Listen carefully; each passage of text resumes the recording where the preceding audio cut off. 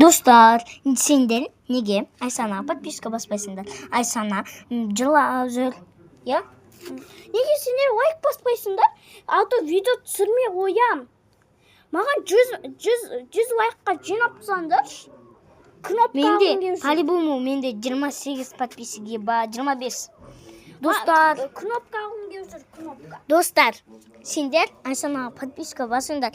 Сендер Айсанаға подписка баспасаңдар, мен ютубтан кетемін.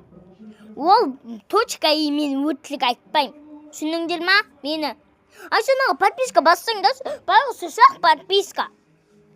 Бірден кетеш, подписчиктер бар. Бір екі болды ғой. Бір затқа болды. Еще аяп бір видеолар түсіріп жатыр. Еще басынан бастап, 2 мамырдан бастап емес, 1 мамырдан емес, наурыздың 30-ы қарай лайк бассын. Ой, лайк деп тұр, видео түсіріп, сендер баспайсыңдар. Я. Көріңдер, жылақ. Қараңдар, мамам қандай туфли сатып алып берді. Мен қараңдар өтерім. Все, подписка. Осы аккаунтқа лайк баспайсыңдар. Мен сол үшін шығам. Удат етпес, мен болды, саған подписка басам. Міне, достар. Міне мен ең бірінші видео мынандай. Міне мынандай мен видео. Бірінші видео. Ешкім лайк басқан жоқ. Өзім ақ лайк басам. Міне қараңдар.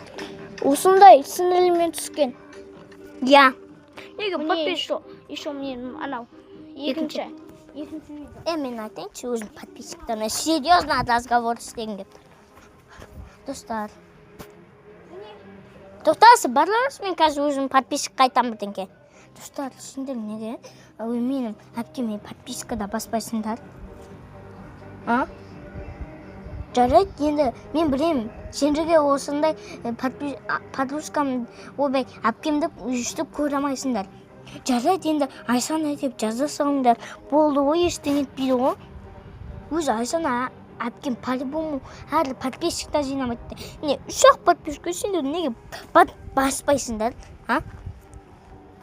Неге баспайсыңдар? Достар, давайте сендер Айсанаға басасыңдар, или мен ютубтан кетем.